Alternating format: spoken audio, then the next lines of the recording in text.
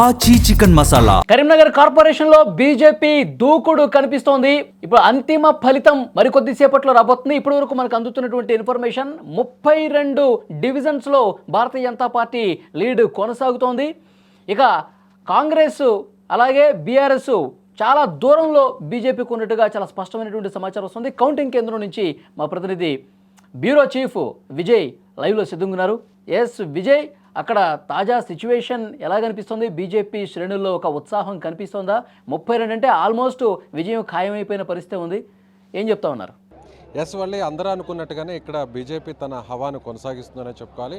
ప్రస్తుతం చివరి రౌండ్ అయితే కొన్ని డివిజన్కి సంబంధించినటువంటి కౌంటింగ్ ప్రక్రియ కొనసాగుతుంది. ఆల్మోస్ట్ 80%కి సంబంధించినటువంటి రిజల్ట్ అయితే మాత్రం ఫైనల్ రిజల్ట్ బయటకు వచ్చేసిందనే చెప్పాలి. అయితే ఇప్పటివరకు ఉన్నటువంటి ఫలితాలను బట్టి చూస్తే బీజేపీ దాదాపుగా 32 స్థానాల్లో ఆధిక్యతను కొనసాగిస్తూ కొన్ని స్థానాల్లో గెలుపొందినటువంటి పరిస్థితి.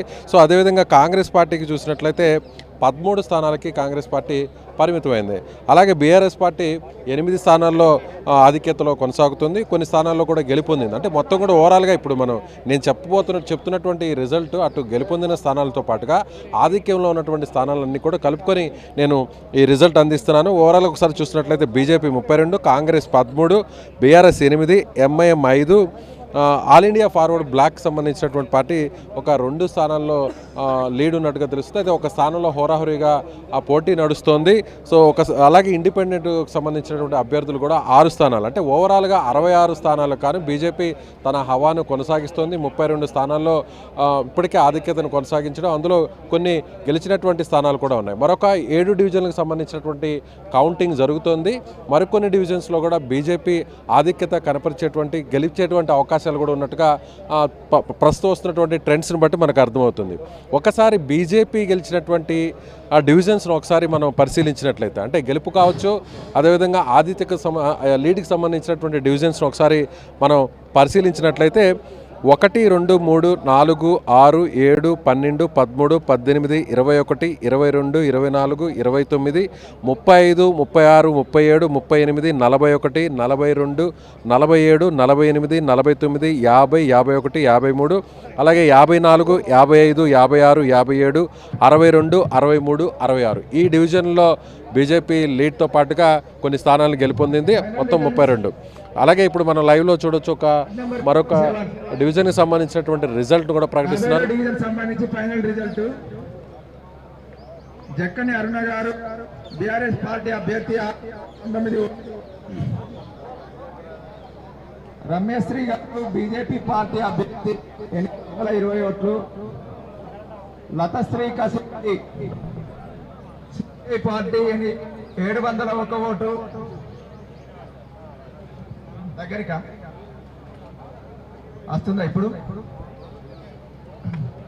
మళ్ళీ ఒకసారి 57వ డివిజన్ ఫైనల్ రిజల్ట్. రైట్, ఒకసారి ఫైనల్ రిజల్ట్ కూడా ప్రస్తుతం 57వ డివిజన్కి సంబంధించినటువంటి ఫైనల్ రిజల్ట్ ఇక్కడ ప్రకటిస్తున్నటువంటి పరిస్థితి. 19 ఓట్లు. రమ్యశ్రీ బీజేపీ పార్టీ అభ్యర్థి 820 ఓట్లు. సో ఈ డివిజన్కి సంబంధించి కూడా ప్రస్తుతం అనౌన్స్ చేస్తున్నటువంటి డివిజన్కి సంబంధించి కూడా సో బీజేపీ అక్కడ గెలిచినట్టుగా మనకి సమాచారం ఉంటుంది. సో ఓవరాల్గా చూసినట్లయితే ఇక కాంగ్రెస్ పార్టీకి సంబంధించి లీడ్స్ అలాగే విన్ ఉన్నటువంటి డివిజన్స్ ఒకసారి చూస్తే 9వ డివిజన్ 11, 16, 23, 25, 26, 28, 30, 33, 44, 46, 52, 54, 64లో కాంగ్రెస్ పార్టీ 13 స్థానాల్లో లీడ్తో పాటు గెలిచినటువంటి పరిస్థితి. ఇక బీఆర్ఎస్ పార్టీకి సంబంధించి 5, 8, 14, 19, 31, 40, 45, 58. సో బీఆర్ఎస్ పార్టీ 8 స్థానాలకు గాను లీడ్ అనే విన్లో ఉంది. అలాగే ఎంఐఎంకి సంబంధించి కూడా 32, 43, 60, 61, 65. సో ఎంఐఎం ఓవరాల్గా 5 స్థానాల్లో లీడ్తో పాటు విన్లో ఉందని చెప్పాలి. ఇక ఆల్ ఇండియా ఫార్వర్డ్ బ్లాక్, అంటే కవితకు సంబంధించినటువంటి ఆమె మద్దతుదారులు so All India Forward Bloc party తరఫున పోటీ చేశారు. వీళ్ళు కూడా 2 స్థానాల్లో లీడ్లో ఉన్నట్టుగా మనకి సమాచారం అందుతోంది. ఇక ఇండిపెండెన్స్ అయితే 10, 17, 20, 34, 39, 59. ఇండిపెండెన్స్ 6 స్థానాల్లో లీడ్తో పాటు విన్లో ఉన్నట్టుగా మనకి తెలుస్తుంది. ఓవరాల్గా చూసినట్లయితే వాళ్ళీ స్పష్టమైనటువంటి ఆధిక్యతలో బీజేపీ ఉందని చెప్పాలి. 66 స్థానాలకు, అలాగే ఎక్స్ అఫీషియో మెంబర్స్ ఎవరైతే స్థానిక ఎమ్మెల్యే కావచ్చు, ఎమ్మెల్సీలు కావచ్చు, ఎంపీ, సో వీళ్ళకి సంబంధించినటువంటి ఓట్లు కూడా ఒక 5 యాడ్ అవుతాయి. అంటే 66 డివిజన్లతో పాటుగా 5 ఎక్స్ అఫీషియో మెంబర్స్ ఓట్స్ కలుపుకుంటే మొత్తం 71 స్థానాలు. అంటే 71 స్థానాల్లో కరీంనగర్ మున్సిపల్ కార్పొరేషన్ మేయర్ స్థానాన్ని ఏ పార్టీ కైవసం చేసుకోవాలన్నా కూడా 71లో మనం మ్యాజిక్ ఫిగర్ ఒకసారి చూసినట్లయితే 36 స్థానాలు ఏ పార్టీ అయితే గెలుపొందుతుందో ఆ పార్టీ ఖచ్చితంగా మేయర్ పీఠాన్ని కైవసం చేసుకునేటువంటి అవకాశాలు ఉంది. ఇక బీజేపీకి సంబంధించి కూడా చూసినట్లయితే బీజేపీ ప్రస్తుతానికి 32 స్థానాల్లో లీడ్ ఉంది. అలాగే బీజేపీకి సంబంధించినటువంటి ఎంపీ బండి సంజయ్కి సంబంధించినటువంటి ఎక్స్ అఫీషియో ఓటు, అలాగే ఒక ఎమ్మెల్సీకి సంబంధించినటువంటి ఓటు కూడా బీజేపీకి యాడ్ అయ్యేటువంటి అవకాశం ఉంది. దాదాపుగా మేయర్ పీఠాన్ని కైవసం చేసుకోవడానికి బీజేపీ అతి కొద్ది దూరంలోనే ఉందని చెప్పాలి. మరోవైపు ఇండిపెండెంట్స్ కూడా దాదాపుగా ఒక 6 మంది కూడా ఉన్నారు. అలాగే ఇక్కడ అనూహ్యమైనటువంటి ఒక రాజకీయ ఒక మేజర్ అప్డేట్ డెవలప్మెంట్ కూడా ఇక్కడ కనిపించేటువంటి అవకాశం ఉంది. అయితే ఇప్పుడు బీఆర్ఎస్ పార్టీ ఎవరికి మద్దతు తెలుపబోతుంది? సో ఇక్కడ 3 పార్టీలు ఇక్కడ త్రిముఖ పోటీ అయితే జరిగింది. బీజేపీ ఒంటరిగా పోటీ చేసి బీజేపీ ఇక్కడ పోరాడింది, ఆధిక్యతలో ఉంది. అదేవిధంగా కాంగ్రెస్ కూడా ఒంటరిగా పోటీ చేసింది. అదేవిధంగా ఇక్కడ బీఆర్ఎస్ పార్టీ కూడా ఒంటరిగా పోటీ చేసింది. అలాగే ఎంఐఎం కూడా ఇక్కడ ఒంటరిగా పోటీ చేసింది. అయితే ఇక్కడ ప్రస్తుతం కాంగ్రెస్ పార్టీ ఎంఐఎంతో కలుపుకొని, సో ఒకవేళ కాంగ్రెస్ పార్టీ మ్యాజిక్ ఫిగర్కు దగ్గరగా వచ్చినా కూడా ఎంఐఎం పార్టీ సపోర్ట్తో ఒకవేళ మేయర్ పీఠాన్ని కైవసం చేసుకుంటుందని కాంగ్రెస్ పార్టీకి సంబంధించినటువంటి నాయకులందరూ కూడా మొదటి నుంచి చెప్తూ వచ్చారు. కానీ ఇక్కడ కాంగ్రెస్ పార్టీ చూస్తే కేవలం ఒక 13 నుంచి 15 స్థానాలకే పరిమితం అవడంతో ఒకవేళ ఎంఐఎం ఉన్నటువంటి 5 కలుపుకున్నా కూడా ఈ మేయర్ పీఠానికి దాదాపుగా కాంగ్రెస్ పార్టీ దూరమైందనే చెప్పాలి. సో ఇప్పుడు చాలా స్పష్టంగా మనకు కనిపిస్తుంది బీజేపీ మేయర్ స్థానాన్ని కైవసం చేసుకోబోతుంది. ఇండిపెండెంట్స్ కనీసం ఒక 3 లేదా 4, అదేవిధంగా బీఆర్ఎస్ పార్టీ సో ఎవరు ఊహించని విధంగా తెలంగాణ రాజకీయాల్లో సో ఒకవేళ మేయర్ పీఠాన్ని ఇండిపెండెంట్స్తో మాత్రమే కైవసం చేసుకునేటువంటి అవకాశం ఉంటే ఖచ్చితంగా బీజేపీ మేయర్ స్థానాన్ని కైవసం చేసుకుంటుంది. అలా కాకుండా మ్యాజిక్ ఫిగర్కు ఇండిపెండెంట్స్ని ఎవరన్నా కలుపుకున్నా కూడా మ్యాజిక్ ఫిగర్కి దూరంగా ఉంటే సో బీఆర్ఎస్ పార్టీ ఏం చేయబోతుంది? బీఆర్ఎస్ పార్టీ బీజేపీకి సపోర్ట్ చేస్తుందా లేదనేది కూడా సో మనకు ఒక రేపు ఎల్లుండి లోపల ఒక క్లారిటీ వచ్చేటువంటి అవకాశం ఉంది. ఏదేమైనా కూడా కరీంనగర్కు సంబంధించినటువంటి మున్సిపల్ కార్పొరేషన్ మేయర్ స్థానాన్ని దాదాపుగా బీజేపీ కైవసం చేసుకుంటున్నట్టుగా మనం చెప్పవచ్చు. ఇక క్యాంపు పాలిటిక్స్ కూడా స్టార్ట్ కాబోతున్నాయి. ఇప్పుడు మనం చూడొచ్చు, ఒకవైపు బీజేపీకి సంబంధించినటువంటి అభ్యర్థులందరూ కూడా కార్పొరేటర్లుగా గెలిచిన వారు ఆ డిక్లరేషన్ ఫామ్తో సర్టిఫికేట్తో వారందరూ కూడా బయటకు వస్తున్నటువంటి పరిస్థితి మనకి చాలా స్పష్టంగా కనిపిస్తుంది. అయితే ప్రస్తుతానికి ఎవరిని కూడా అభ్యర్థుల పక్కన ఒక సెక్యూరిటీ కానీ పార్టీకి సంబంధించిన వారు అభ్యర్థుల్ని ఫాలోఅప్ చేసుకొని క్యాంపులకు తరలించేటువంటి పరిస్థితులు అయితే ప్రస్తుతం కనిపించలేదని చెప్పాలి. ఎందుకంటే బీజేపీ చాలా స్పష్టంగా ఆధిక్యతలో కొనసాగుతుంది. సో ఆల్మోస్ట్ మేయర్ పీఠానికి దగ్గరగా వచ్చింది కాబట్టి సో ఇండిపెండెన్స్ మీద ఇప్పుడు అందరూ ఆసక్తి ఉందనే చెప్పాలి. గెలిచినటువంటి ఇండిపెండెన్స్లో కొంతమంది బీజేపీలో టికెట్ రాకపోవడం వల్ల బీజేపీకి రెబల్ అభ్యర్థిగా పోటీ చేసినటువంటి గెలిచినటువంటి ఇండిపెండెంట్ అభ్యర్థులు కూడా ఉన్నారు. సో ఆ ఇండిపెండెంట్ కూడా ఇప్పటికే ఇక్కడ ఉన్నటువంటి కొంతమంది బీజేపీ నాయకులు బుజ్జగించేటువంటి ప్రయత్నం చేస్తున్నారు.